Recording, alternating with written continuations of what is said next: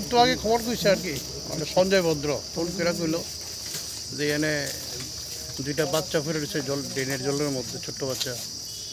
এই খবর পাওয়ার পরে আমি ওই আরগেপুর ওমেন পিএসও জানাইলাম, ওমেন পিএসকে খবর দিলাম, তারপরে নিজেও আইলাম, দেখলাম ঠিকই করে রয়েছে বাচ্চা। কই দুইটা?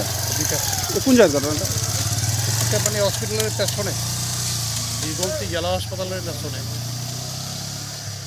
সদ্যজাত পাচ্ছি না মনে হইতেছে।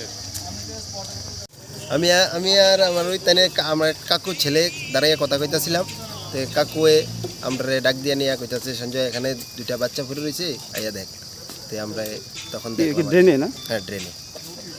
তো এরপরে কি করছো তোমরা? এরপরে আমরা আর কিছু করছি না, জল আসিল না, এরপরে এখন হঠাৎ জলটা বাড়ছে, তো এখন এমনিই আছে। দেখি ড্রেনের ভিতরে এখনই পড়ে আসছিল? হ্যাঁ। কয়টা বাচ্চা?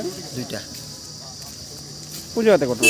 টেপানিয়া ঢুলি টেপা না, প্রায় ধরুন আধা ঘন্টা আগে এখানে এলাকাবাসী থেকে একটা ফোন আসে, দুটা নবজাতক বাচ্চা এখানে হসপিটালের পিছিয়ে একটা বড় ড্রেন আছে, এই ড্রেনের ভিতর মরে রয়েছে। ওই পুলিশকে বলে আসার জন্য, তো আমরা এসে দেখলাম এটা বোধহয় খুব সম্ভবত ডেলিভারি কেস। বাচ্চাগুলা মিচুর হয়নি, 6-7 মাসের বাচ্চা হবে, মিচুর বাচ্চা, এটা ডেলিভারির পর এখানে কে বা কাহারা এখানে রেখে গেছে। বাকিটা আমরা দেখবো, বডিগুলো নিয়ে যাবো। ঠিক ড্রেনে ছিল না? ড্রেনের পরে রয়েছে। এই জায়গাটার নাম কি?